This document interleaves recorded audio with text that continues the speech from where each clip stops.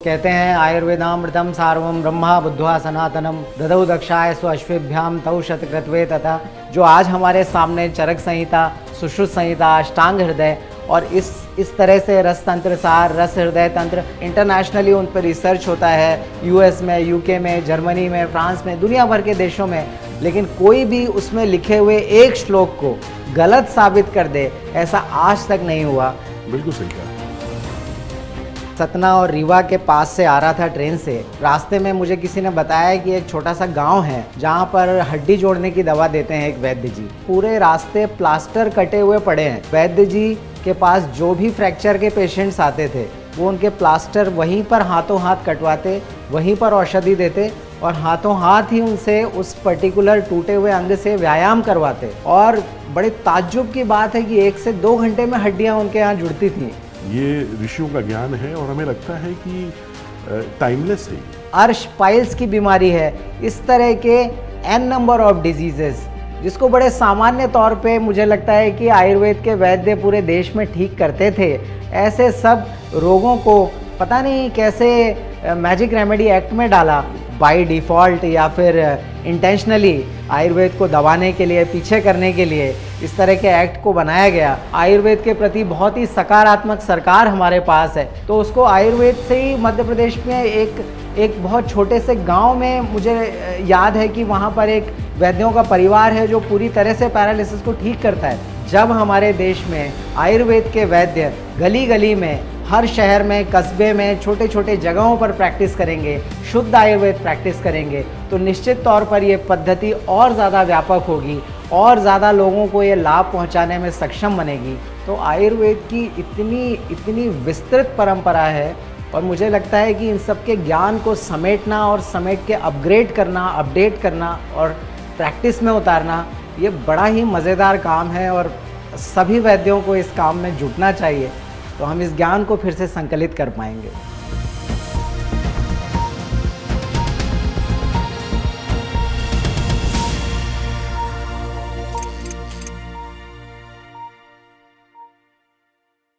नमस्कार, change makers की आज की सीरीज़ में आप सभी का बहुत स्वागत है।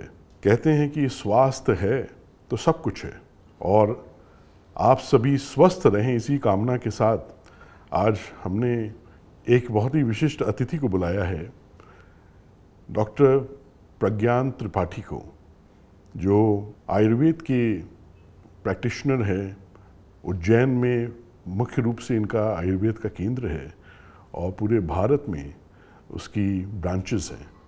तो आज मुझे पूर्ण आशा है कि डॉक्टर त्रिपाठी से जो भी हमारी यह चर्चा होगी स्वास्थ्य को लेके, आयुर्वेद को लेके, आप सब लोग उससे बहुत ही लाभान्वित होंगे। तो बहुत बहुत धन्यवाद डॉक्टर त्रिपाठी, आप आए। Thank you. शुरुआत करते हैं एक आपके ही अपने शब्दों में एक संक्षिप्त परिचय से। मैं डॉक्टर प्रज्ञान त्रिपाठी, MD आयुर्वेद, और मैंने उडुपी में, कर्नाटक में BAMS किया और फिर मैंने श्रृंगेरी से MD करने का मुझे मौका मिला और मैं वन औषधीय पौधों में मेरी मास्टरी है। और मैं उज्जैन में नर्मदे आयुर्वेदम पंचकर्म केंद्र और एक फार्मेसी आयुर्वेद की इस तरह से मैं चलाता हूँ, संचालित करता हूँ और लगभग 20 से 25 लोग मेरे साथ काम करते हैं और पूरे देश भर से आयुर्वेद के वैद्य मेरे पास सीखने के लिए आते हैं और फिर वापस जाके पूरे देश में बहुत अच्छे से आयुर्वेद की और पंचकर्म की चिकित्सा का कार्य वो लोग करते हैं। तो इस तरह से आयुर्वेद की जो गंगा है उसको चारों तरफ बहाने का कार्य छोटा सा हम लोग कर रहे हैं। तो कैसे रुचि हुई, कैसे ये निर्णय लिया कि आयुर्वेद जीवन में पढ़ना है, इसी को प्रैक्टिस करना आगे चल के, कैसे ये विचार आया और कब आया ये? जी, माता पिता के गुरु महाराज थे महामंडलेश्वर श्री जगन्नाथ दास जी महाराज। आयुर्वेद के संपूर्णानंद विश्वविद्यालय से स्नातक थे। आज़ादी के पहले के समय के आयुर्वेद के बड़े प्रकांड विद्वान थे। वो अक्सर घर आते और कहते कि इस बच्चे को आयुर्वेद में भेजिए क्योंकि इसे जड़ी बूटियों में बड़ी रुचि है। तो फिर माता पिता ने मेरी 12वीं पास होने के बाद डिसाइड किया कि इसको आयुर्वेद में ही भेजेंगे और गुरु महाराज से भी इसको जो कुछ सीखने को मिलेगा वो भी ये सीखेगा और अच्छे से आयुर्वेद के कार्य को, उस परंपरा को आगे बढ़ाएगा। आपने BAMS किया उडुपी से जी, और फिर MD किया आपने श्रृंगेरी से। जी, बहुत ही अच्छा। क्या क्या विशिष्टता आपने पाई जब आयुर्वेद की प्रैक्टिस शुरू की? जी। तो तो क्या आपने देखा कि क्या है ऐसी चीज़ जो इसको विशिष्ट बनाती है? जी, मैंने ऐसा देखा कि अक्सर जब लोग एलोपैथी से या किसी भी दूसरी पैथी से पूरी तरह निराश हो जाते हैं, तब वो आयुर्वेद की शरण में आते हैं। और मेरे पास भी ऐसे ही बहुत सारे मरीज़ आते थे जिनको ठीक करना बहुत मुश्किल होता था। बहुत सारी रिपोर्ट्स लेकर आते थे, लेकिन बहुत सारे ग्रंथों का मैं अध्ययन करता और अध्ययन करके बहुत सारे जो देश भर में हमारे आयुर्वेद के वैद्यों की अलग अलग परंपराएं हैं, ऐसी कई परंपराओं में भी जाकर मैंने अध्ययन किया। करीब 200 से 250 वनवासी और फोकलोर प्रैक्टिशनर्स के पास जाकर भी मुझे सीखने का मौका मिला। तो उनके बड़े अद्भुत, जिसे हम कह सकते हैं लॉस्ट पेजेस ऑफ आयुर्वेद, ऐसे पन्ने भी मुझे समेटने का मौका मिला। तो उन सब के ज्ञान को कंपाइल करके और जब मैंने अपनी प्रैक्टिस शुरू की, तो इन सभी गंभीर रोगों से मुझे बिल्कुल भी डर नहीं लगा, क्योंकि मैंने बहुत मुश्किल रोगों की चिकित्सा करते हुए बड़े सामान्य वैद्यों को भारत में देखा था, अलग अलग जगह पे उनसे सीखा था और उनके ज्ञान को संकलित भी किया था। तो जितने भी गंभीर रोग हैं, जैसे कि कैंसर हो गया, या 10-12 साल से निसंतानता के मरीज़ थे, और गठिया के मरीज़ थे, स्किन के बड़े बड़े बीमारियों के मरीज़ थे, गलित रोगों के मरीज़ थे, डायबिटीज़ के लास्ट स्टेजेस के मरीज़ थे। तो इस तरह के बहुत मुश्किल केसेस के साथ शुरू से ही डील करने का मौका मिला। और चूंकि आयुर्वेद का बड़ा कॉन्फिडेंस था, साथ में अच्छी जगह से पढ़ने का अवसर मिला था, बहुत सारे मरीज़ों को देखने का अनुभव था, तो बहुत बहुत निश्चिंतता के साथ चिकित्सा की और बड़ी सफल, भगवान धन्वंतरी की कृपा से अभी तक की यात्रा रही और अब इसको आगे बढ़ा रहे हैं। बहुत ही अच्छा। आपने बताया कि वन औषधियों में आपकी बड़ी रुचि रही है, और जो वनवासी जो वैद्य हैं उनके बीच में भी आपने जाके बहुत कुछ सीखा है। तो ये तो बहुत ही समृद्ध परंपरा है वनवासियों में, बड़ी आज भी जीवंत है जी। और बड़ी समृद्ध है ये परंपरा जी। और ख़ास तौर से मध्य प्रदेश तो एक बहुत बड़ा गढ़ है जी। वहाँ तो एक पूरी एक आदिवासी हैं जिनको बैदा कहते ही हैं, जिसमें बड़ा प्रचलित है वन औषधियों का, वो बहुत अद्भुत प्रयोग करते हैं। तो वन औषधियों में कहाँ कहाँ गए सीखने के लिए, किससे किससे आपने क्या क्या जाना, कौन कौन से ऐसे वनवासी थे, कौन कौन से ऐसे आदिवासी थे जिन कम्युनिटी में आप गए? जी, मैं एक छोटी सी घटना आपको बताता हूँ कि मैं एक सतना और रीवा के पास से आ रहा था ट्रेन से, और रास्ते में मुझे किसी ने बताया कि एक छोटा सा गांव है जहां पर हड्डी जोड़ने की दवा देते हैं एक वैद्य जी। तो मेरी बड़ी रुचि थी, मैं वहीं पर उतर गया और सारा सामान लेके, और मैंने कहा आज वैद्य जी से मिलकर ही जाएंगे और कभी उन्होंने सिखा दिया तो आनंद ही आ जाएगा। तो मैं वहाँ उतरा और मैंने देखा कि वो वैद्य जी के घर तक जाने का कोई रास्ता ही नहीं है। तो मैंने लोगों से पूछा कि कैसे पहुँचेंगे वहाँ तक, तो उन्होंने कहा कि पूरे रास्ते प्लास्टर कटे हुए पड़े हैं, क्योंकि वो वैद्य जी के पास जो भी फ्रैक्चर के पेशेंट्स आते थे वो उनके प्लास्टर वहीं पर हाथों हाथ कटवाते, वहीं पर औषधि देते और हाथों हाथ ही उनसे उस पर्टिकुलर टूटे हुए अंग से व्यायाम करवाते और फिर घर वापस भेजते थे।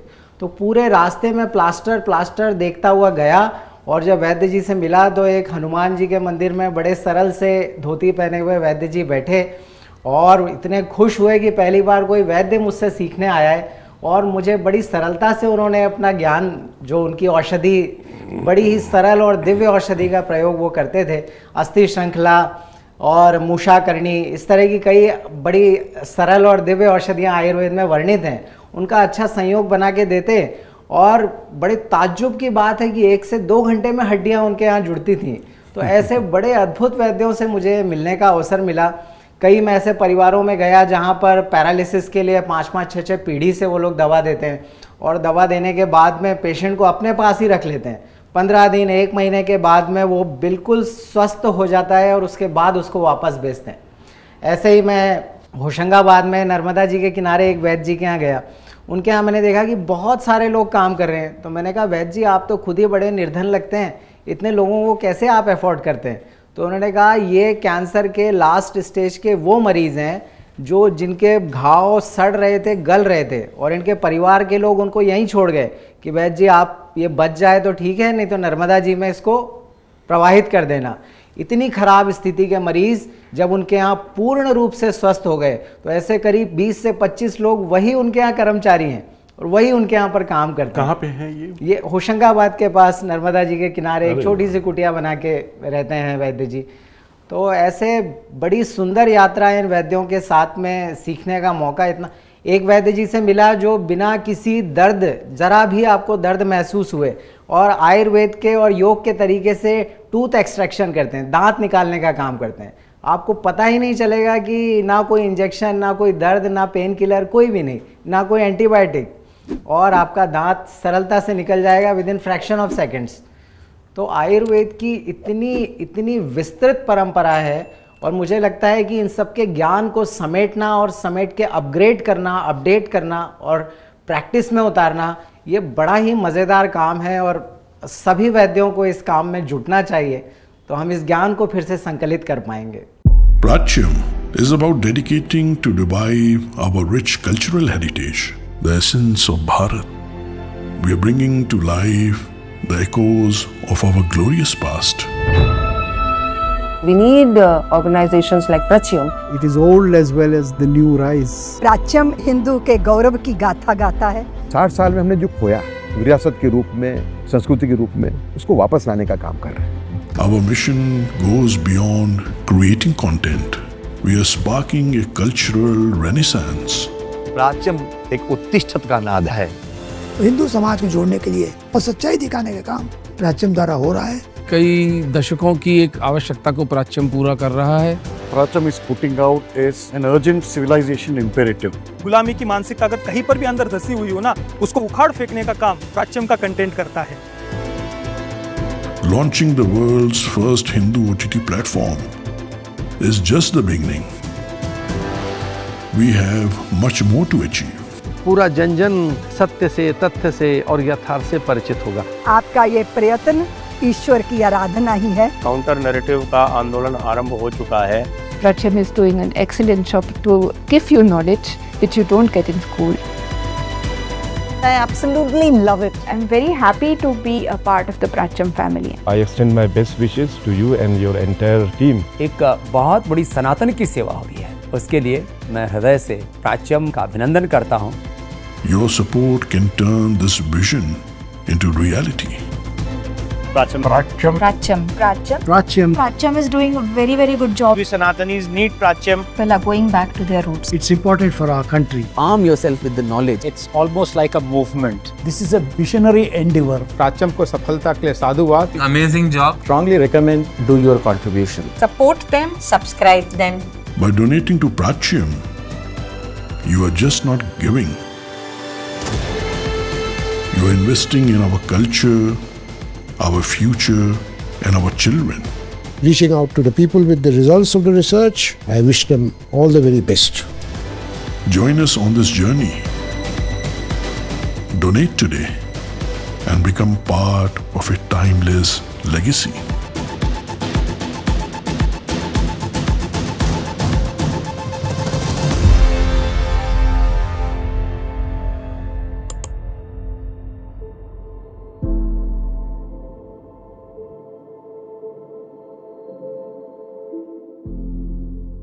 तो आज भी ज्ञान है, लेकिन एक जगह संकलित नहीं है, प्रॉपरली ऑर्गेनाइज नहीं है। अलग अलग लोगों में वो अपने हिसाब से सब अलग अलग प्रैक्टिस कर रहे हैं, और आपको ये प्रेरणा हुई कि आप इन लोगों से मिलें, और ये ईश्वर की कृपा होती है, एक अनुग्रह होता है।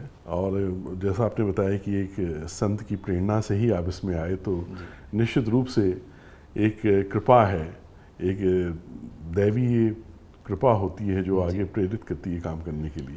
ये अमरकंटक के पास एक बार मैं भी मिला था एक वैद्य जी से, इनसे मैं कई बार मिलना हुआ, अब तो उनका देहांत हो गया। वो बैदा कम्युनिटी के साथ ही रहे थे बचपन से, तो उनको भी बड़ा अद्भुत ज्ञान था, और वो भी बड़ी असाध्य बीमारियां ठीक करते थे।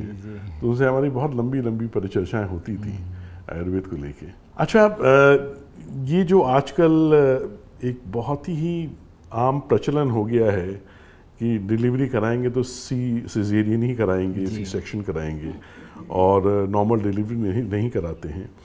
तो आयुर्वेद में निश्चित रूप से ऐसा ज्ञान है, ऐसी विधाएं हैं जिसमें मंत्रों के प्रयोग से और है ना औषधियों के सही प्रयोग से एकदम नॉर्मल डिलीवरी की जा सकती। कैसे होता है? जी देखिए, एलोपैथी को आए हुए कुछ साल हुए हैं हमारे देश में निश्चित तौर पे, जो कि बहुत ही अच्छा एक रिसर्च बेस्ड साइंस है, नो डाउट। एलोपैथी के बेहतर होने पे किसी तरह का कोई संशय नहीं है, लेकिन इसके कई हज़ार साल पहले से हमारे देश में हम लोग आयुर्वेद से ही बड़े बड़े राजा महाराजाओं से लगाकर आम लोगों तक की डिलीवरियां किया करते थे, और ये सारा काम वैद्य करते थे। हाँ, इस बात से बिल्कुल भी इनकार नहीं किया जा सकता। और निश्चित तौर पर बहुत सारे कॉम्प्लिकेशंस रहे होंगे और रहते ही हैं, और आयुर्वेद के ग्रंथों में भी उन्होंने मूढ़, गर्भ इत्यादि कई कॉम्प्लिकेशंस का वर्णन किया है, और उन सब में उन्होंने अलग अलग लेपों का वर्णन किया है। जैसे कि अगर गर्भ फंस जाए, हाँ ऑब्स्ट्रक्टेड लेबर है, तो वहाँ पर वो एक औषधि का जिक्र करते हैं जिसका नाम है लांगली। वो कहते हैं कि इसका लेप आप लोअर एब्डोमेन पे लगाइए, और लगाने के बाद थोड़ी देर वेट करिए और आपको बहुत अच्छे से नॉर्मल डिलीवरी होगी। और इसका प्रयोग हम अपने कॉलेज में पढ़ते हुए भी करते थे, और आज भी कई इष्ट मित्र ऐसे हैं जो कहते हैं कि डॉक्टर साहब मुझे तो नॉर्मल डिलीवरी के लिए ही प्रयास करना है। तो आज भी हम वो औषधि जो है उसको हमने उगा रखा है अपने क्लिनिक पे, और वो हम अपने सभी इष्ट मित्रों को देते हैं कि अगर वहाँ पर लेप लगाने के लिए परमिशन ना मिले तो एटलीस्ट हाथ में भी उसको पकड़ने से इतना तेज़ी से वो काम करती है कि इमीडिएटली आपको पेन्स आने शुरू होते हैं और बहुत अच्छे से नॉर्मल डिलीवरी होती है।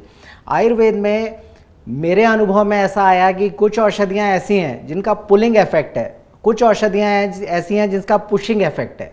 तो अगर हमें ऐसा लग रहा है कि अभी हमें पुश करने की ज़रूरत है, तो हम ऐसी औषधियों का लेप करते हैं जो सीधे पुश करें, जिसे हम आयुर्वेद में अनुलोमन कहते हैं। और कई बार ऑब्स्ट्रक्टेड लेबर आता है कि भाई अभी सिर का प्रेजेंटेशन तो हो रहा है बच्चे का, लेकिन वो बाहर नहीं आ रहा। तो ऐसी कंडीशंस में एरंड, रेजिनस कम्युनिस, इस तरह की कई औषधियाँ हैं जिनको अगर हम टच करते हैं तो निश्चित तौर पे बहुत अच्छी उनमें पुलिंग प्रॉपर्टी है, और वो बच्चे को बाहर निकालने में बड़ी सफलतापूर्वक और पेनलेस इस तरह का एक एटमॉस्फेयर क्रिएट करती हैं, जिससे बहुत अच्छी नॉर्मल डिलीवरी होती है।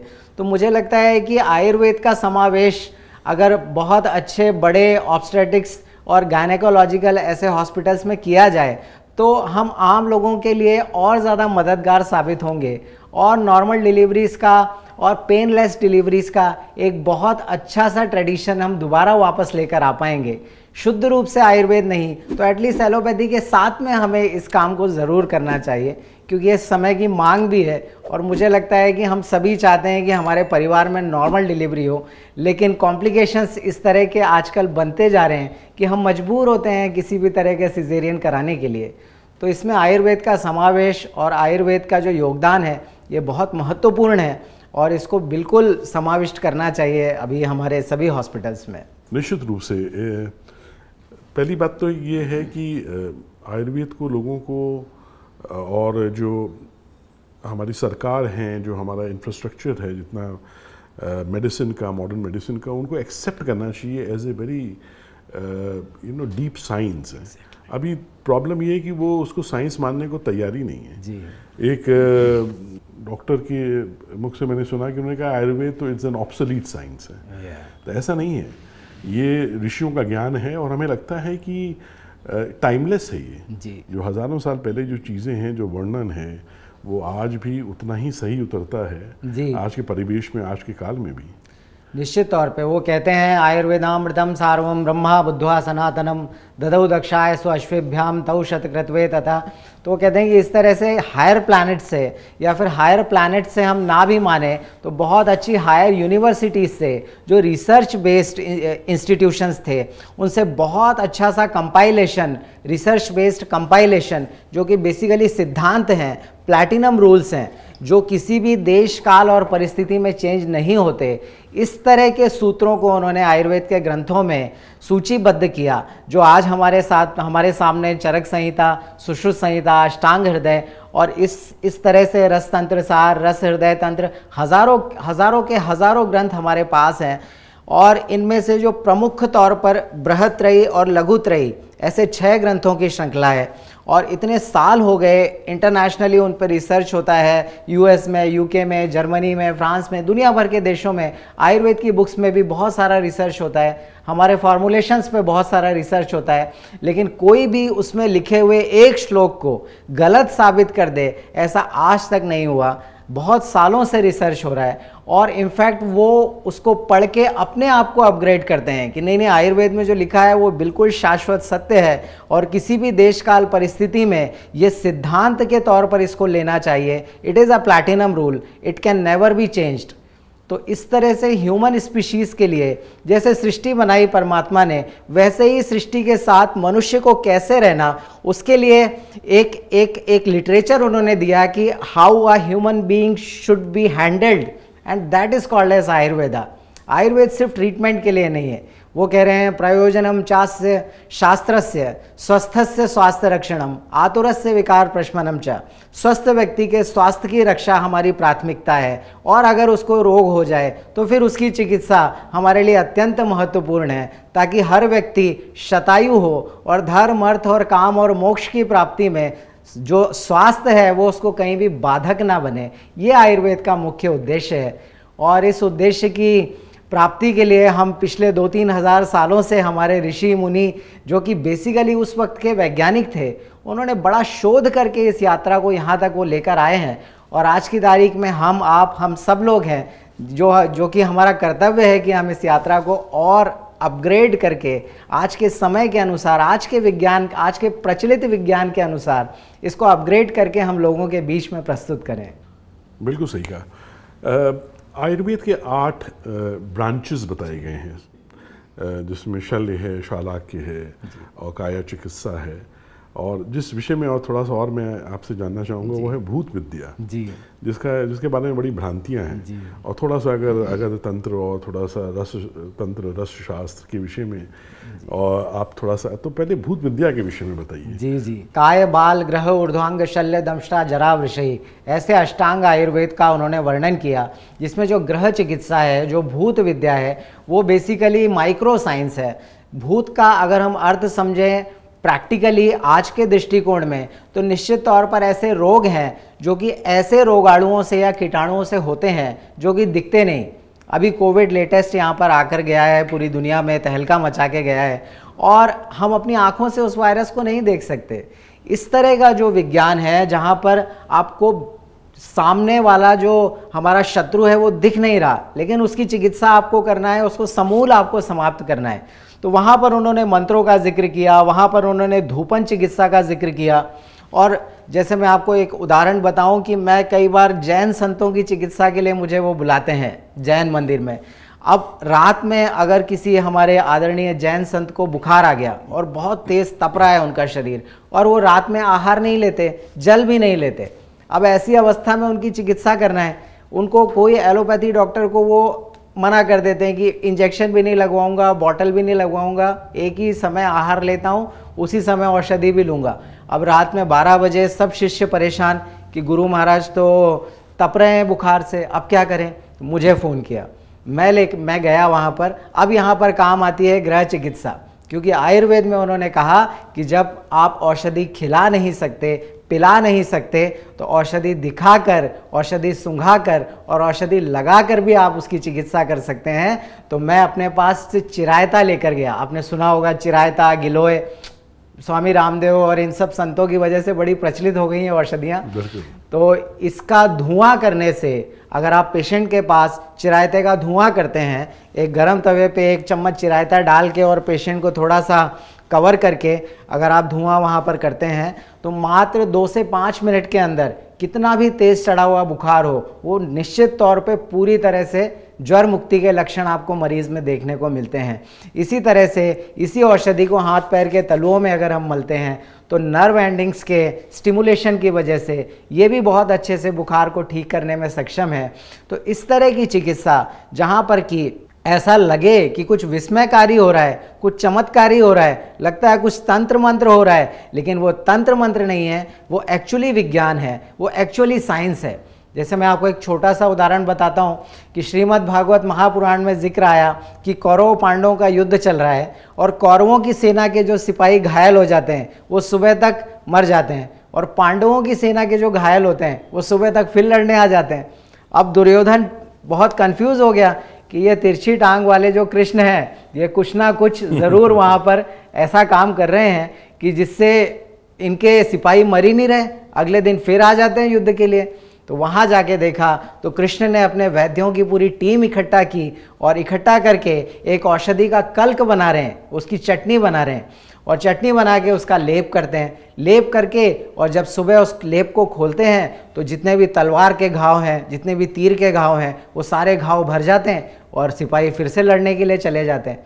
और जब पता किया कि ये कौन सा पौधा है तो आपको जान के ताज्जुब होगा, इतने सालों से हम अपने यहाँ पर मंदिरों में चढ़ा रहे हैं और वही सबसे मशहूर फूल भारत का जिसका नाम है गेंदा, ये गेंदे के पौधे का कल्क है जिसमें इतनी अच्छी एंटीबैक्टीरियल, एंटीवायरल और anti fungal, anti microbial property से युक्त है कि ये किसी भी तरह का इन्फेक्शन आपके घाव में होने नहीं देता और बहुत अच्छे से हीलिंग के प्रोसेस को स्टिमुलेट करता है। तो इस तरह से ये गृह चिकित्सा को बहुत ज़्यादा ओपन नहीं करना अपनी बात को, लेकिन पेशेंट को पूरी तरह से लाभ हो जाए, इस तरह से हम इस चिकित्सा को हमारे ऋषियों ने आगे बढ़ाया। और गृह चिकित्सा में अगर हम मंत्रों की बात करें तो मैं आपको एक छोटा सा मंत्र बताता हूँ जो कि मुझे लगता है कि सभी के बड़े काम का मंत्र होगा। जैसे हमारे घरों में कई बार चाबी खो जाती है, रिमोट खो जाता है, ऐसे कंडीशन में एक छोटा सा मंत्र है जो बड़ा प्रचलित है। उस मंत्र का नाम है हृदय विराजे सरस्वती, कंठ बैठे महेश, भूला अक्षर प्रकट करो, हे गौरी पुत्र गणेश। ये शाबर मंत्र कहे जाते हैं। जब माँ पार्वती ने शिव जी से कहा कि इतने बड़े बड़े मंत्र आपके हैं और उनकी 1-1 लाख बार जप करने से सिद्धि होगी और अल्प जीवन वाला मनुष्य है, इसको कहाँ फुर्सत है कि 1 लाख जप करे और एक पैर पे खड़ा हो और नीचे सोए और ब्रह्मचर्य का पालन करे। तो भगवान शिव ने कहा ठीक है, मैं कुछ शॉर्ट टर्म वाले मंत्र बताता हूँ जो स्वयं सिद्ध हैं अपने आप में और उनका जप करने से तत्काल पेशेंट को लाभ होगा, तत्काल उस व्यक्ति का काम बनेगा। तो ये शाबर मंत्रों की जो श्रृंखला है ये बहुत ही महत्वपूर्ण चिकित्सा की पद्धतियों में वैद्यों ने अपनाई और इसको इससे गृह चिकित्सा को बहुत बल मिला। तो गृह चिकित्सा हमारा एक बहुत ही सीक्रेट दिखने वाला लेकिन त्वरित कार्य करने वाला ये एक बहुत ही महत्वपूर्ण हमारी शाखा है और इस शाखा को भी स्यूडो साइंस समझ के और इसको हमने महत्व नहीं दिया। लेकिन मुझे ऐसा लगता है कि जिस तरीके से भी, जिस मॉडल से भी इस चिकित्सा पद्धति को समझा जा सके, ऐसा मॉडल बनाना चाहिए और ऐसे मॉडल्स बना के फिर से गृह चिकित्सा को हमें अपने समाज के कल्याण के लिए इसको हमें वापस लेकर आना चाहिए। तो उसमें भूत विद्या में वर्णन है जैसा यक्ष, गंधर्व, देवता, है ना, राक्षस, दानव, पितर, भूत, प्रेत, आदि, इन सबसे भी जनित जो रोग होते हैं, जो डिसऑर्डर्स हैं, मे बी वो फिजिकल हो या साइकोलॉजिकल हो, ये उसका भी उसमें वर्णन है कि उसको भी कैसे क्योर किया जा सकता है। जी बिल्कुल, आपको जान के बड़ा ताज्जुब होगा कि आयुर्वेद में ये सभी जो मानस रोग हैं, जिन्हें हम मानस रोग कह सकते हैं, इनका वर्णन उन्होंने उन्माद, अपस्मार, इस तरह की मानसिक व्याधियों में इनका उल्लेख उन्होंने किया। और इसके लिए उन्होंने बताया कि हो सकता है आपको मरीज़ को डराना पड़े, हो सकता है आपको उसको कुछ हाथ में पहनाना पड़े, हो सकता है उसको आपको कुछ बहुत तीक्ष्ण औषधि खिलाना पड़े, डराना पड़े और मणि, मंगल, हवन, यज्ञ इत्यादि किसी भी ऐसी चीज़ का प्रयोग करके जिससे उसके मानस पटल पर ये अंकित हो कि उसका जो दिमाग है, उसके मन के जो विचार हैं वो एक बहुत ही नकारात्मक दिशा में चले गए हैं और उनको हमें दोबारा सकारात्मक दिशा में लेकर आना है। और इसके लिए आयुर्वेद में अगर पंचकर्म की बात करें तो उन्होंने शिरोधारा, उन्होंने नस्य, उन्होंने औषधीय धूमपान, उन्होंने रक्तमोक्षण, उन्होंने बस्ती कर्म, इस तरह की बड़ी लंबी चौड़ी श्रृंखला उन्होंने वर्णित की। जैसे कि मैं आपको बताऊं कि एक बार महाकाल मंदिर में हमारे एक बड़े आदरणीय वैद्य आए और उनके सामने महाकाल मंदिर के एक कर्मचारी जो हैं उनको फिट्स आ गया और फिट्स आके वो नीचे गिरने लगे और उनका प्रेजेंटेशन ऐसा था जैसे महाकाल के दर्शन करके उनको कोई भूत आ गए हो। और उसके बाद हमारी वहीं पर एक छोटा सा चिकित्सालय था महाकाल मंदिर के अंदर ही, तो हमने वहाँ से वचा का चूर्ण लिया। वचा एक बहुत महत्वपूर्ण एंटी एपिलेप्टिक ड्रग है आयुर्वेद में, और उसका नस्य दिया, उसका चूर्ण नाक में फूंका और दोनों नाक में फूंकते ही वो मरीज़ तुरंत नॉर्मल हो गया और सामान्य स्थिति में आ गया। तो हमारे देश में चूंकि बहुत सारे हम इस तरह की चीज़ें हम सुनते हैं कि नवरात्रि में वहाँ पर किसी ने कलश रख दिया, वहाँ पर किसी ने नींबू मिर्ची रख दिए, तो इस तरह से हमारे मन में सूक्ष्म स्तर पे हमेशा ऐसा रहता है कि ऐसी भी कोई एनर्जीज हो सकती हैं जो हमें परेशान कर देंगी और हमें पता भी नहीं चलेगा और उनका ट्रीटमेंट तो हम कर ही नहीं पाएंगे। लेकिन आयुर्वेद की चिकित्सा पद्धति में वो सबसे पहले कहते हैं शोधन, शरीर की सफाई करो, जो भी रोग है उसमें सबसे पहले शोधन करने का विधान है। चाहे वो बस्ती हो, मेडिकेटेड एनिमाज हो, चाहे वो वमन हो, विरेचन हो, सर्वांग अभ्यंग हो, स्वेद हो, फुल बॉडी मालिश हो, स्टीम हो, कर्ण पूरण, धूपन, नस्य, अक्षितर्पण, कवल, गंडूश, ऐसे बड़ी लंबी चौड़ी श्रृंखला है। तो वो कहते हैं सबसे पहले शरीर की सफाई करो, आप शुद्धि करेंगे, उसके बाद देखिए कि कांच साफ करने के बाद देखिए कि अब वाकई कहीं पर कुछ फूट गया है कांच या केवल गंदगी ही जमा थी उसके ऊपर। तो शोधन के बाद फिर यथा आवश्यक आप शमन करिए। आपको लगता है कि इसको बल देने की आवश्यकता है तो आप रसायन चिकित्सा करिए। आपको लगता है कि इसको आगे संतति उत्पन्न करने के लिए और ज़्यादा बल की आवश्यकता है तो आप वाजीकरण चिकित्सा का उपयोग करिए। इसके अस्थियों को बल देना है तो अलग अलग शरीर के आयामों को बल देने के लिए उन्होंने विभिन्न चिकित्साओं का वर्णन किया।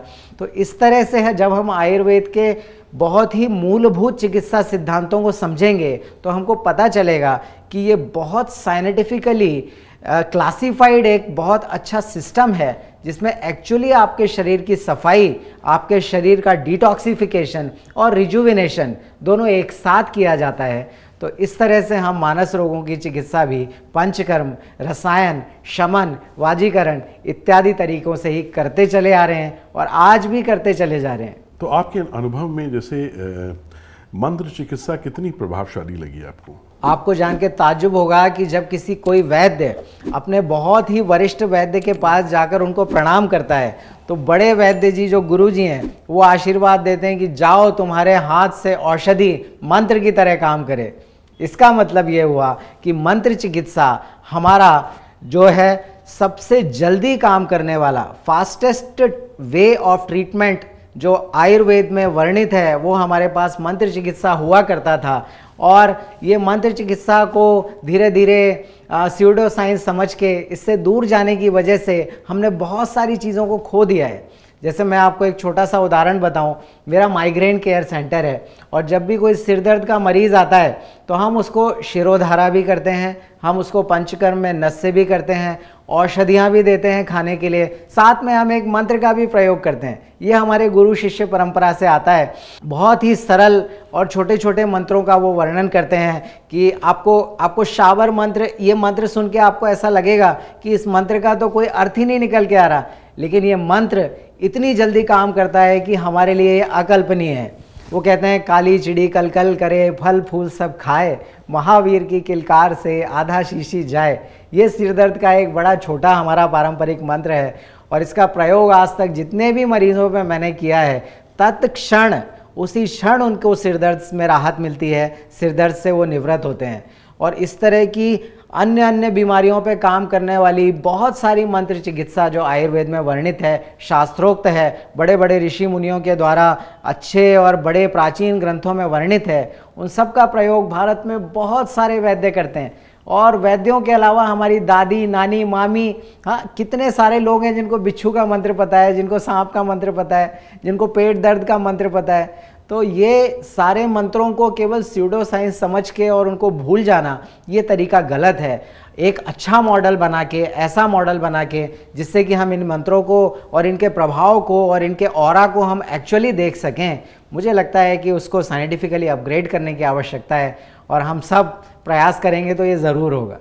Pratyam is about dedicating to revive our rich cultural heritage, the essence of Bharat. We are bringing to life the echoes of our glorious past. We need organizations like Pratyam. It is old as well as the new rise. प्राच्यम Hindu के गौरव की गाथा गाता है। 60 साल में हमने जो खोया विरासत के रूप में, संस्कृति के रूप में, उसको वापस लाने का काम कर रहे हैं। Our mission goes beyond creating content. We are sparking a cultural renaissance. प्राच्यम एक उत्तिष्ठत का नाद है। हिंदू समाज को जोड़ने के लिए और सच्चाई दिखाने का काम प्राच्यम द्वारा हो रहा है। कई दशकों की एक आवश्यकता को प्राच्यम पूरा कर रहा है। Pracham is putting out is an urgent civilization imperative. गुलामी की मानसिकता अगर कहीं पर भी अंदर धसी हुई हो ना, उसको उखाड़ फेंकने का काम प्राच्यम का कंटेंट करता है। Launching the world's first Hindu OTT platform is just the beginning. We have much more to achieve. पूरा जन जन सत्य से, तथ्य से और यथार्थ से परिचित होगा। आपका ये प्रयत्न ईश्वर की आराधना ही है। काउंटर नैरेटिव का आंदोलन आरंभ हो चुका है। Pratyam is doing an excellent job to give you knowledge which you don't get in school. I absolutely love it. I'm very happy to be a part of the Pratyam family. I extend my best wishes to you and your entire team. एक बहुत बड़ी सनातन की सेवा हो रही है, उसके लिए मैं हृदय से प्राच्यम का अभिनंदन करता हूँ। Your support can turn this vision into reality. Pracham. Pratyam is doing a very good job. We Sanatanis need Pracham. People are going back to their roots. It's important for our country. Arm yourself with the knowledge. It's almost like a movement. This is a visionary endeavor. प्राच्यम को सफलता के लिए साधुवाद। Amazing job. Strongly recommend do your contribution. Support them, subscribe them. By donating to Pracyam, you are just not giving. You are investing in our culture, our future, and our children. Reaching out to the people with the results of the research, I wish them all the very best. Join us on this journey. Donate today and become part of a timeless legacy.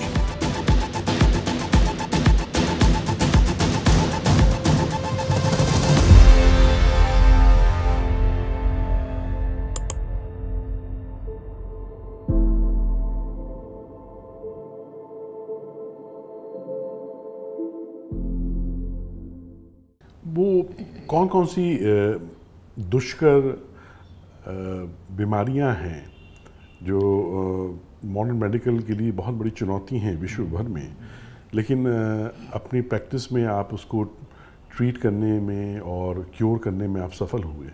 देखिए, ये बड़ा दुर्भाग्य है हमारा कि हमारे देश में आयुर्वेद में जो ऐसे रोग हैं जिनको हम बड़े ही सामान्य तरीके से ठीक करते थे, उनको पता नहीं कैसे मैजिक रेमेडी एक्ट करके एक एक्ट है जो हमारे देश के कानून में उसका वर्णन आता है और हम अपने सिलेबस में भी उसको पढ़ते हैं, और उसमें उन्होंने बड़ी ही सामान्य रोगों की श्रृंखला जिनको हमारे देश में वैद्य गली गली में ठीक करते हैं, जैसे उन्होंने कहा कि रीनल कैलकुलस है, पथरी की बीमारी है, फिर महिलाओं के गायनेक डिसऑर्डर्स हैं, इनफर्टिलिटी है, इम्पोटेंसी है, स्किन की बीमारियां हैं, आँखों के रोग हैं, ये अर्श पाइल्स की बीमारी है। इस तरह के एन नंबर ऑफ डिजीजेस जिसको बड़े सामान्य तौर पे मुझे लगता है कि आयुर्वेद के वैद्य पूरे देश में ठीक करते थे, आज भी ठीक करते हैं, और वो हमारी हमेशा से सुपर स्पेशलिटी रही है।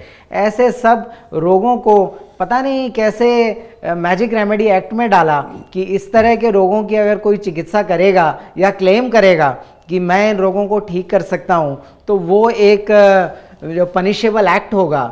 तो ये बड़ा दुखद है, मुझे लगता है कि इस तरह का जो एक्ट है इसको ज़रूर अपग्रेड होना चाहिए। ये कब? ये तो आज़ादी के बाद ही ये एक्ट है। डेफिनेटली आज़ादी। और ये क्यों ऐसा किया है? मुझे लगता है कि शायद उस समय एक कुछ ऐसा एटमॉस्फेयर रहा होगा जब आयुर्वेद को चाहने वाले लोग कम रहे होंगे, या आयुर्वेद को आगे बढ़ाने का शायद जज्बा उस समय बहुत कम रहा होगा, इसीलिए बाय डिफ़ॉल्ट या फिर इंटेंशनली आयुर्वेद को दबाने के लिए, पीछे करने के लिए इस तरह के एक्ट को बनाया गया। लेकिन मुझे आज ऐसा लगता है कि आज हमारा नेशनल इंस्टीट्यूट्स ऑफ आयुर्वेदा पूरे देश में है, all India institute of Ayurveda पूरे देश में है, आयुष डिपार्टमेंट हमारे पास है, और एक आयुर्वेद के प्रति बहुत ही सकारात्मक सरकार हमारे पास है। तो मुझे बड़ा गर्व होता है कि हमारे पास एक ऐसे यशस्वी प्रधानमंत्री हैं जो दुनिया के जिस भी देश में जाते हैं वो आयुर्वेद की बात करते हैं, वो योग की बात करते हैं, वो आयुर्वेद से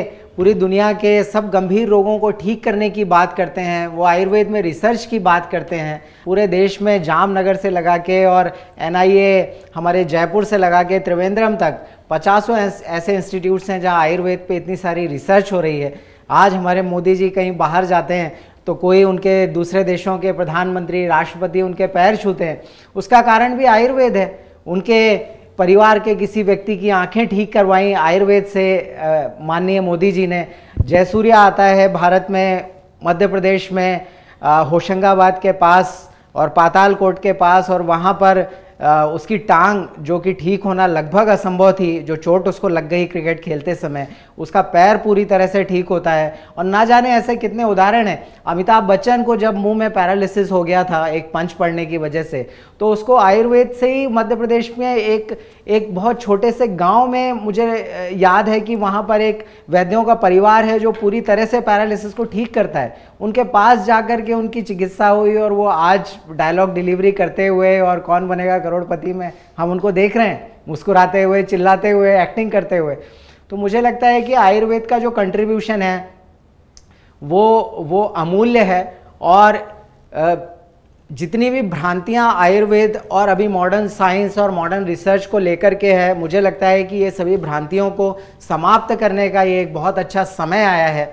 आयुर्वेद में हम कहते हैं कि कान में आपको तेल डालना चाहिए। मुझे लगता है कि शायद ही 25 और 30 और 40s में कोई ऐसे लोग होंगे जिनकी माँ ने उनको बचपन में कान में तेल नहीं डाला होगा। और आज अचानक से ENT एक्सपर्ट्स आते हैं और कहते हैं कि कान में तेल डालना तो बहुत ही गलत बात है। और मुझे लगता है कि उनको खुद को बचपन में बहुत सारा कान में या आंखों में काजल लगाना, आंखों में काजल। हमारे यहाँ तो काजल पे गाने बने हुए हैं, मतलब हाँ। ये कोई एक स्यूडो चीज नहीं हो सकती। हाँ, मधुबाला से लगा के सारी हीरोइन काजल लगा के सुंदर लगती थी हाँ। और आज भी लगती हैं। तो मुझे ऐसा लगता है कि आंखों में काजल लगाना या कान में तेल डालना, आप यकीन नहीं मानेंगे, मैजिक रेमेडी एक्ट में उन्होंने लिखा कि आप डेफनेस का ट्रीटमेंट नहीं कर सकते। और मैं बड़े कॉन्फिडेंस के साथ आपको वो औषधि बताता हूँ आज कि जो हमारे घर में, पूजा घर में गूगल जलाया जाता है, गूगल का धूपन किया जाता है, केवल गूगल का धुआं अगर आप अपने कान में 1 से 2 मिनट तक रोज सुबह शाम करते हैं तो 5 से 7 दिन के अंदर, अभी मोबाइल और ईयरफोन लगा के जितने भी लोग बहरे हो रहे हैं या जिनको टिनिटस हो रहा है, कान के अंदर से आवाज़ आ रही है, बाहर के अंदर नहीं जा रही लेकिन अंदर से बाहर आ रही है, ये सारे टिनिटस जिसे हम आयुर्वेद में कर्णनाद कहते हैं या बाधिर्य जिसे हम डेफनेस कहते हैं, केवल गूगल का धुआं करने से हमारे खुद के क्लिनिक पे हज़ारों लोगों को हम ठीक कर चुके। और हमारे पेशेंट्स को पता है कि गूगल का धुआं करने से कान ठीक होते हैं। हमारे पेशेंट ऐसे चेन बना के 50 लोगों को ठीक कर चुके। और कान में तेल डालने से न जाने कितने ही लोगों का टिनिटस ठीक हुआ। अभी डॉक्टर्स कहते हैं कि ऑडिटरी नर्व है और ऑप्टिक नर्व है, वो सारे नर्व्स ड्राई हो रहे हैं। और आयुर्वेद ऐसा इसको मानता है कि ये यहाँ पर वायु बढ़ गई है, ये वात रोग उनको हो गया है और वात रोग की सर्वश्रेष्ठ चिकित्सा तेल है। तो अगर आप तेल खाने के लिए भी दें और तेल लगाने के लिए भी दें और तेल कान में डालें भी, हम नहीं कह रहे कि तेल डाल के भूल जाइए, तेल डालना है। जब उसका प्रभाव अच्छे से जो नर्वस सिस्टम पे पहुंच जाए, वो नर्व्स को अच्छे से स्टिमुलेट कर दे, उसके बाद पूरा तेल साफ करना है। इस तरह से व्यवस्थित रूप से आयुर्वेद में पंचकर्म में कर्ण पूरण, कर्ण धूपन, अक्षितर्पण, ऐसे सब बहुत सुंदर व्यवस्थित और मोस्ट साइंटिफिकली डिजाइंड पद्धतियों का आयुर्वेद में वर्णन है, जिससे हजारों वर्षों से वैद्य लोगों को लाभ दे रहे हैं और उसी श्रृंखला में हम लोगों को लाभ दे रहे हैं। तो ये केवल हमारी नासमझी होगी कि अगर हम आयुर्वेद के हजारों सालों से लिखे हुए सिद्धांतों को पूरी तरह से नकार दें और बिल्कुल एक नए सिस्टम में हम आ जाएं। और मुझे नहीं लगता कि आयुर्वेद के अलावा और दुनिया में कोई भी ऐसी पद्धति है जो ये कहती है कि सबसे पहले स्वस्थ व्यक्ति के स्वास्थ्य की रक्षा करो, हर व्यक्ति कम से कम 100 वर्ष तक स्वस्थ रहे, इसके लिए पूरा प्रयास करो। केवल आयुर्वेद ही ऐसा मूलभूत चिकित्सा सिद्धांत है, ऐसी मूलभूत आर्ट ऑफ लिविंग है जिसमें ऐसा वर्णन है कि एक व्यक्ति दीर्घायु हो, स्वस्थायु हो और अपने जीवन के आखिरी दिन तक अपने मन का खाना खाए, मनपसंद खाना खाए, अच्छे से कपड़े पहने और अपने सब रिश्तेदारों से, दोस्तों से बातचीत करते हुए फिर वो प्राण त्यागे। This is the art of dying, मुझे ऐसा लगता है। और आयुर्वेद आपको उसकी परमिशन देता है। आयुर्वेद अपने ग्रंथों में इस तरह से वर्णन करता है कि केवल नाड़ी परीक्षण करके एक वैद्य आइडेंटिफाई कर सके कि कितने दिन का इसका जीवन शेष है। ऐसे 24 घंटे से लगाकर 1 घंटे का जीवन शेष है, यहाँ से लगाकर 1 वर्ष का जीवन शेष है, वहाँ तक के लक्षणों का वर्णन आयुर्वेद के ग्रंथों में है। और ये कोई गुप्त बात नहीं है, वो सारी बुक्स पब्लिकेशन में है, लोग पढ़ सकते हैं, आइडेंटिफाई कर सकते हैं, किसी अच्छे वैद्य से जाकर मिल सकते हैं। और अगर आपके पास 1 साल का समय है तो ये अच्छा मौका है आपके पास, 1 साल में आप वो सब कुछ कर सकते हैं जो आप करना चाहते हैं। तो इस तरह से आयुर्वेद में बड़ा ही खुलेपन के साथ लिखे हुए ये ग्रंथ हैं और मनुष्य के दीर्घायु और स्वस्थायु होने के लिए इस पूरे साइंस को प्लान किया गया है। बहुत ही बढ़िया।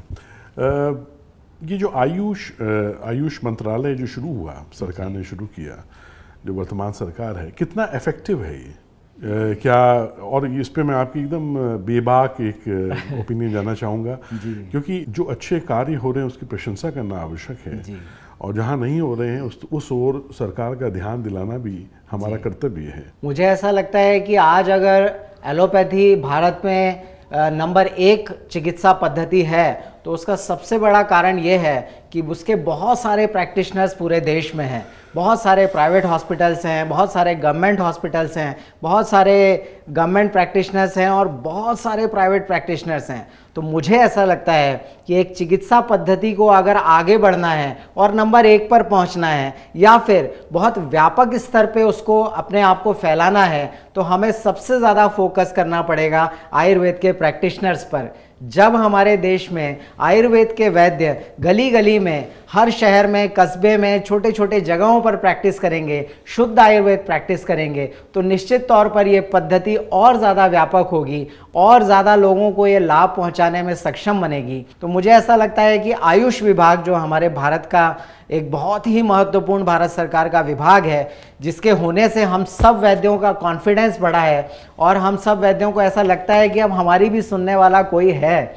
बहुत सारे ऑल इंडिया इंस्टीट्यूट्स और बहुत सारे बड़े बड़े रिसर्च सेंटर्स उन्होंने खोले हैं, लेकिन मुझे ऐसा लगता है कि आयुर्वेद के जो प्राइवेट प्रैक्टिशनर्स हैं, आयुर्वेद के जो बड़े समर्पित और कर्मठ वैद्य हैं, जो छोटे छोटे शहरों में, छोटे छोटे कॉलोनीज़ में प्रैक्टिस कर रहे हैं, उन सबको भी और ज़्यादा सपोर्टिव, आयुष विभाग को उन सब के प्रति भी और ज़्यादा सपोर्टिव होना चाहिए। कहीं ना कहीं अगर उनको फंडिंग की आवश्यकता है, कहीं ना कहीं अगर उनको एक बड़ा हॉस्पिटल या एक छोटा पंचकर्म सेंटर या फिर एक 10 बेड का वेलनेस रिट्रीट उनको खोलने की इच्छा है, तो ऐसी भी और ज़्यादा व्यापक स्तर पे योजनाएं आयुष विभाग को लाना चाहिए, जिससे छोटे छोटे वैद्यों को भी सपोर्ट मिले और वो और ज़्यादा अपनी इस बहुत ही खूबसूरत चिकित्सा पद्धति को और बड़े स्तर पर प्रैक्टिस कर सकें। तो मुझे ऐसा लगता है कि आयुर्वेद के प्राइवेट प्रैक्टिशनर्स को पिछड़ा वर्ग मान करके उस तरह सपोर्ट सरकार को करने की आवश्यकता है ताकि ये बड़ी तेज़ी से ये BPL बिलो पॉवर्टी लाइन जैसे एक लाइन से और बहुत जल्दी ये बहुत समृद्ध भारत में अपनी बड़ी महत्वपूर्ण भूमिका अदा कर सकें। तो मुझे ऐसा लगता है कि आयुष विभाग को बहुत छोटे स्तर के जो वैद्य हैं, आखिरी कतार में खड़े हुआ जो वैद्य है, जो एक्चुअली हमारा सबसे महत्वपूर्ण सिपाही है, वो बॉर्डर पे जो आखिरी एक गांव में जो आखिरी घर है, वो घर जब तक वहाँ पर है तब तक वो गांव हमारा है। अगर वो घर वहाँ पे नहीं रहेगा तो वो मिलिट्री की जगह हो जाएगी।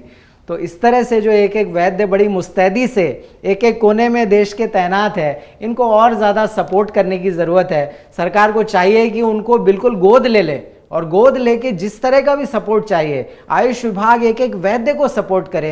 और मैं आपको ये बिल्कुल प्रॉमिस कर सकता हूँ और बिल्कुल वचन दे सकता हूँ कि अगर इस तरह का ओपन हैंड सपोर्ट हमको आयुष विभाग से मिलेगा तो हम आयुर्वेद को अगले 5 से 10 साल के अंदर उस स्तर पे ला सकते हैं जिस स्तर पे पूरी दुनिया में आयुर्वेद का और मेडिकल ट्रीटमेंट का भारत हब बनेगा और उस हब को हम सब वैद्य मिलकर बनाएंगे। तो हमें एक ओपन हैंड सपोर्ट की ज़रूरत है, जो मुझे लगता है एक सिंगल विंडो अरेंजमेंट हो कि हम एक फ़ोन करें और वहाँ से हमें पता चलेगी कैसे हमें मदद मिलेगी और हम सीधे उस मदद को एक हाथ बढ़ा के ले सकें।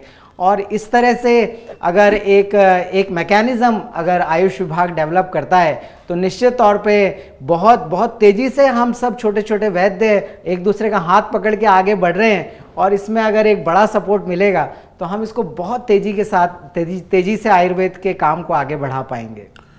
निश्चित रूप से माननीय प्रधानमंत्री जी का संकल्प और विचार तो बहुत ही सुंदर रहा कि एक अलग मंत्रालय होना चाहिए, लेकिन दुर्भाग्यवश भारत में जितने भी सुंदर संकल्प हैं वो सब ब्यूरोक्रेसी के बाबूगिरी के भेंट चढ़ जाते हैं जी। और कष्ट तो ये होता है देख के कि बड़ी हे दृष्टि से आज भी आयुर्वेद को देखा जाता है जी। आज भी इतना महिमा मंडन है मॉडर्न मेडिसिन का जी। और ये फार्मा लॉबीज इतनी स्ट्रांग हैं कि इन्होंने तो भारत को दोहन आर्थिक रूप से दोहन करने का एक बहुत बड़ा एक केंद्र बना के रखा है। इसलिए वो तो कभी भी नहीं चाहेंगे कि आयुर्वेद पुनर्स्थापित हो इस देश में, लेकिन कष्ट ये होता है देखिए कि हम अपनी पोजीशनिंग खुद भी नहीं कर पाते हैं इफेक्टिवली। आयुर्वेद वही बच्चे लेते हैं जिनको बड़े मायूस होकर, जिनको किसी MBBS में जब कोई एडमिशन नहीं मिलता हो तो जो उनका कट ऑफ उसका निकल जाता है तो वो मजबूरी वश आयुर्वेद लेते हैं। ये दृष्टि, ये सोच बदलनी होगी जी कि टॉप के लोग हैं जो टॉप करते हैं वो उनको स्वयं अपनी स्वेच्छा से उनको आयुर्वेद लेना चाहिए जी। क्योंकि वो जो प्रज्ञावान जो विद्यार्थी हैं वो बहुत बड़ा योगदान दे सकते हैं इसमें आने के बाद। Pratyam is about dedicating to revive our rich cultural heritage, the essence of Bharat. We are bringing to life the echoes of our glorious past. We need organizations like Pratyam. It is old as well as the new rise. प्राच्यम Hindu के गौरव की गाथा गाता है। 60 साल में हमने जो खोया विरासत के रूप में, संस्कृति के रूप में, उसको वापस लाने का काम कर रहे हैं। Our mission goes beyond creating content. We are sparking a cultural renaissance. प्राच्यम एक उत्तिष्ठत का नाद है। हिंदू समाज को जोड़ने के लिए और सच्चाई दिखाने का काम प्राच्यम द्वारा हो रहा है। कई दशकों की एक आवश्यकता को प्राच्यम पूरा कर रहा है। Pratyam is putting out is an urgent civilization imperative. गुलामी की मानसिकता अगर कहीं पर भी अंदर धसी हुई हो ना, उसको उखाड़ फेंकने का काम प्राच्यम का कंटेंट करता है। Launching the world's first Hindu OTT platform is just the beginning. We have much more to achieve. पूरा जन जन सत्य से, तथ्य से और यथार्थ से परिचित होगा। आपका ये प्रयत्न ईश्वर की आराधना ही है। काउंटर नैरेटिव का आंदोलन आरंभ हो चुका है। Pratyam is doing an excellent job to give you knowledge which you don't get in school. I absolutely love it. I'm very happy to be a part of the Pratyam family. I extend my best wishes to you and your entire team. एक बहुत बड़ी सनातन की सेवा हो रही है, उसके लिए मैं हृदय से प्राच्यम का अभिनंदन करता हूँ। Your support can turn this vision into reality. Pratyam. Pratyam is doing a very, very good job. We Sanatanis need Pratyam. People are going back to their roots. It's important for our country. Arm yourself with the knowledge. It's almost like a movement. This is a visionary endeavor. प्राच्यम को सफलता के लिए साधुवाद। Amazing job. Strongly recommend do your contribution. Support them, subscribe them. By donating to Pratyam, you are just not giving. You are investing in our culture, our future, and our children. Reaching out to the people with the results of the research, I wish them all the very best. Join us on this journey. Donate today and become part of a timeless legacy.